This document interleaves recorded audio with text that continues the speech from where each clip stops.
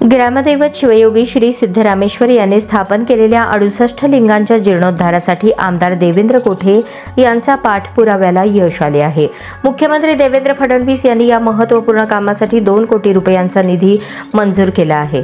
2024-25 मध्ये तब्बल 12 कोटींचा निधी दिल्यानंतर आता 2025-26च्या चालू बजेटमध्ये 14 कोटींचा निधी आमदार देवेंद्र कोठे यांना दिल्याने मुख्यमंत्री देवेंद्र फडणवीस यांची देवेंद्र कोठेंवर विशेष मर्जी असल्याचे व पालकमंत्री जयकुमार गोरे यांची भक्कम साथ असल्याचे दिसत आहे। विधानसभेच्या अधिवेशनादरम्यान सोलापूर विकासाचे मुद्दे मांडत असताना आमदार कोठे यांनी ग्रामदैवत सिद्धरामेश्वरांनी स्थापन केलेल्या 68 लिंगांचा परिसर विकसित करून पर्यटन विकासाला चालना देता येईल असा मुद्दा मांडला होता।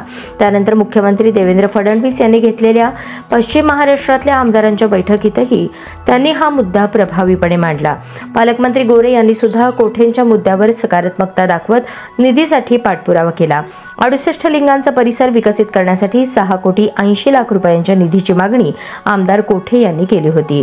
त्यांच्या अथक प्रयत्नांना यश आले असून मुख्यमंत्री देवेंद्र फडणवीस यांनी पहिल्या टप्प्यात त्यांना 2 कोटींचा निधी देण्याचा अध्यादेश जारी केला आहे। याशिवाय शहर मध्य विधानसभा मतदारसंघातील विकास कामांसाठी 2025-26च्या अर्थसंकल्पातून विशेष निधी मंजूर झाला आहे। या आर्थिक वर्षात आमदार देवेंद्र कोठे यांना 14 कोटी रुपये निधी वितरणाचा महाराष्ट्र शासनाचा अध्यादेश निघाला असून 12 कोटींच्या या निधीतून मतदारसंघातील 45 प्रमुख रस्ते व अंतर्गत रस्त्यांची कामे प्रस्तावित आहेत। 68 लिंगांचा विकास करत 12व्या शतकातील योगी कुलचक्रवर्ती सिद्धरामेश्वर यांच्या कार्याला उजाळा देण्याचा प्रयत्न आमदार कोठे यांच्याकडून होत असल्याने शहर जिल्ह्यातील सिद्धरामेश्वर भक्तांकडून कौतुक होत आहे।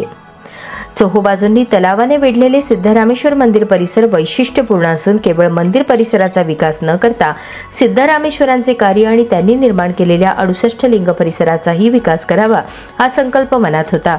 याकरता पहिल्या टप्प्यात 2 कोटी रुपये मंजूर करतानाच मुख्यमंत्री फडणवीस यांनी मला चालू वर्षाच्या बजेटमध्ये सुद्धा 14 कोटींचा निधी उपलब्ध करून दिला। त्यांनी माझे पालकत्व स्वीकारल्यामुळे सिद्धरामेश्वरांच्या कृपेने शहर विकासाचे आणखी इतरही अनेक मुद्दे मार्गी लावू शकेन याची खात्री वाटते, असे देवेंद्र कोठे म्हणाले।